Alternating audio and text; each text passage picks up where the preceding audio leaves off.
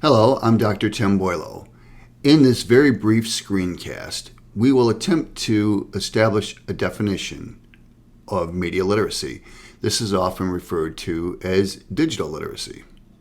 So thank you for coming along on this journey for about the next 15 minutes. So looking at this diagram provided by Kathy Schrock, what we see is that the term literacy generally applies to the person's ability to read and interpret the written word. Now, the definition of media literacy, on the other hand, is a set of perspectives that we actively use to expose ourselves to the mass media in order to interpret the meaning of the messages that we encounter. So for our purposes, I guess my point here is that I view media literacy and digital literacy among this baker's dozen of 13 different literacies as being somewhat synonymous with one another.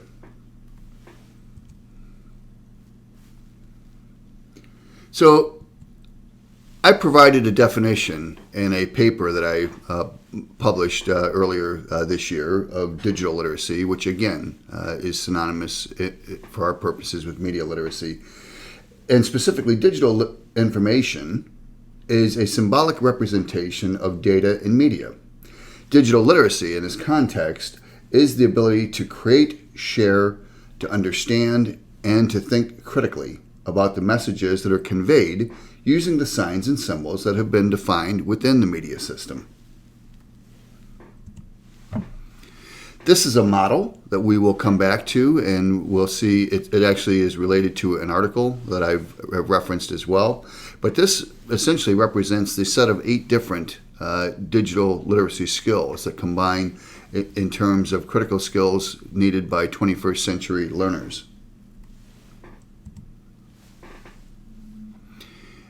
And we can begin by asking the question, why is it even important to teach digital literacy skills or media literacy skills? Well, there's a couple of things. And I think the first off is that technology usage in and out of the classroom is flipped. And if you notice anything strange about this map that's drawn in the background, it's actually upside down. In other words, we see Brazil and Australia in the northern hemisphere, but yet Canada and the U.S. appear in the southern hemisphere.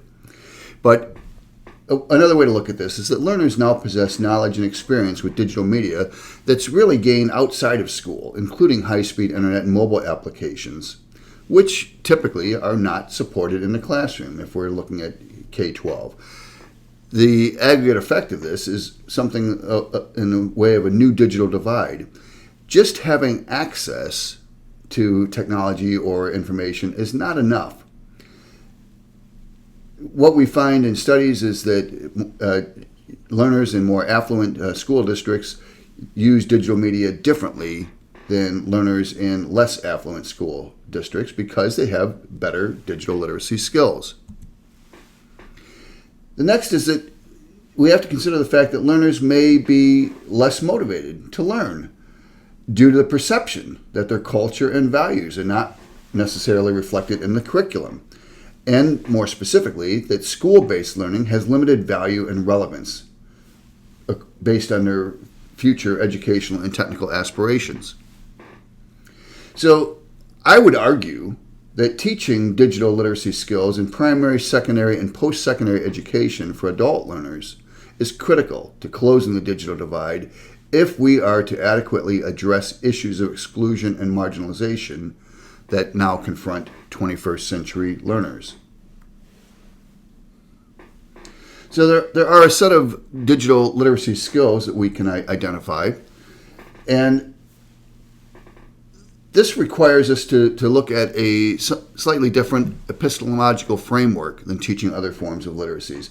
This includes pedagogical, cognitive, and evaluation skills to demonstrate how digital media might support the pedagogical goals while simultaneously fostering understanding of how the message is actually transformed by the media. And this is not the same thing as teaching someone how to use technology. Indeed, learners who are typically characterized as digital natives net generation, millennials, or other monikers or memes that have been attached to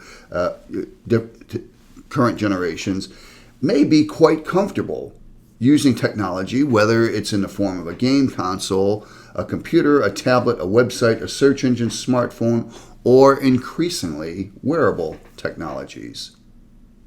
Interactive computing technology, or ICT, is actually become fairly ubiquitous in education, work, and society. It's all around us.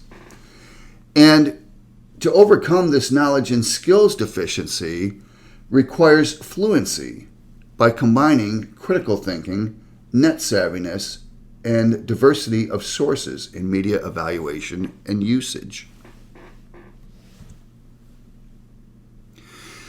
There are also a set of best practices that are provided for us by Mellon and Gilstrap, and I do have this article if you're interested in digging a little bit deeper.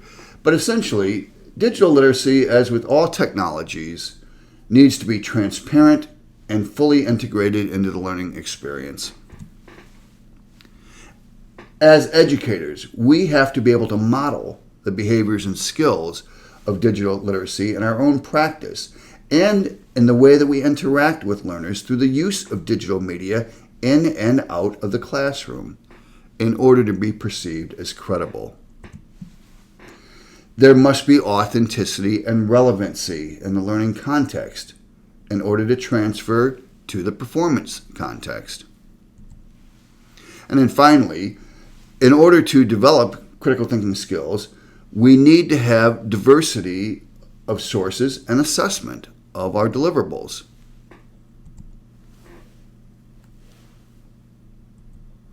So this now takes us to a look at a pedagogical framework in which digital learning skills or digital literacy skills are represented as the 8 components that I showed you a few moments ago on the diagram. And I'm going to run through these fairly quickly because, in fact, these are the set of 8 skills that are discussed in the article that I provided entitled Digital Literacy Across the Curriculum. But we begin with functional skills, which relate to hands-on experiential learning to develop competencies in basic interactive computing technologies.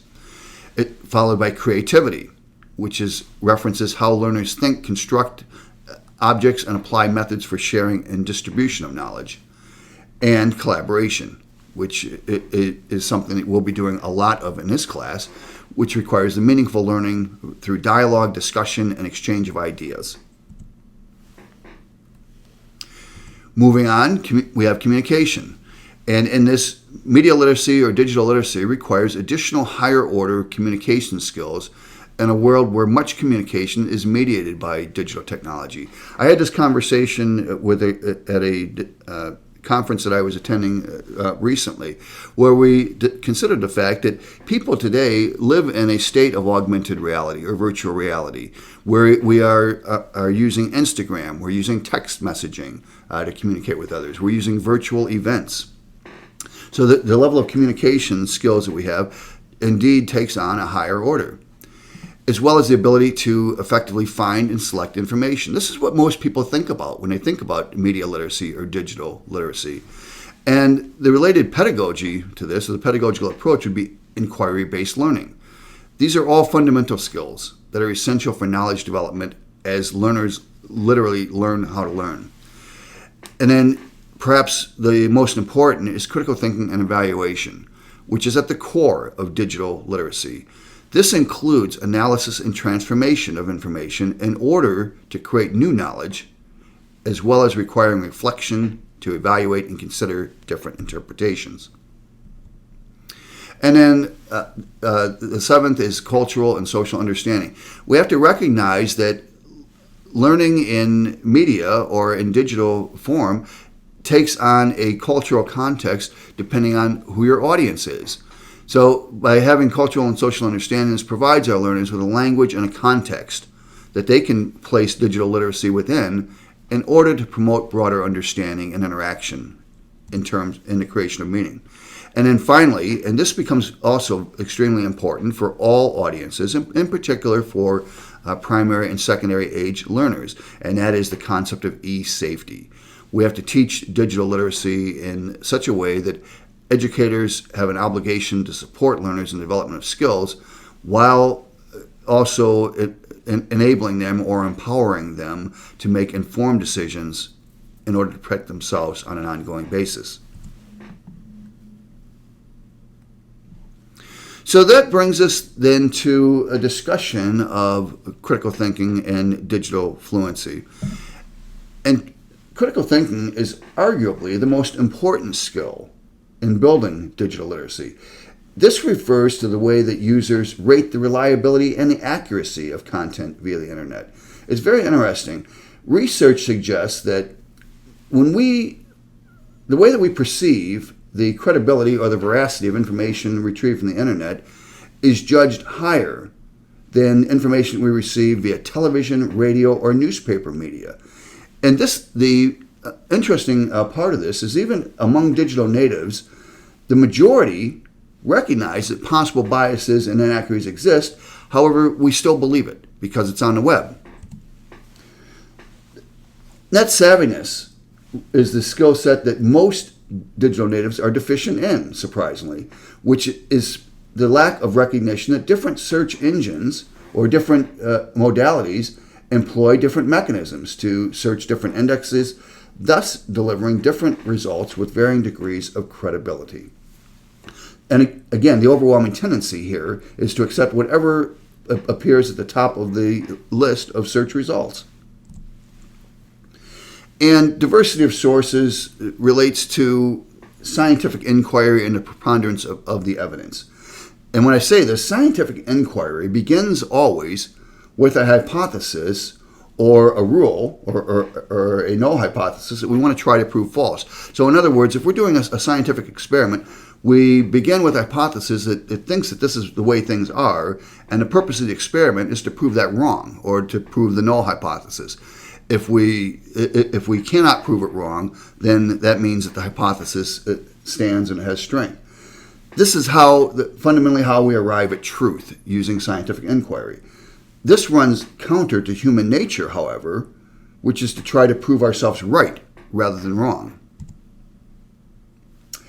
And this is a useful device or a job aid that I came across, and I included the link for you in the PDF version of this presentation, which is the CRAP test, which says that once we find a piece of information, the way that we determine veracity or the relevance or the authenticity is by going through 5 steps, looking at the currency, what is the timeliness of the information, the relevance to your needs, the authority, the accuracy, and the purpose. And I've included a couple of links here. This is a link to actually a SlideShare presentation if you click on the image. And there's also a link to a PDF version of the job aid that you can download for further purposes. But we'll actually get into this later on, but I include this for completeness.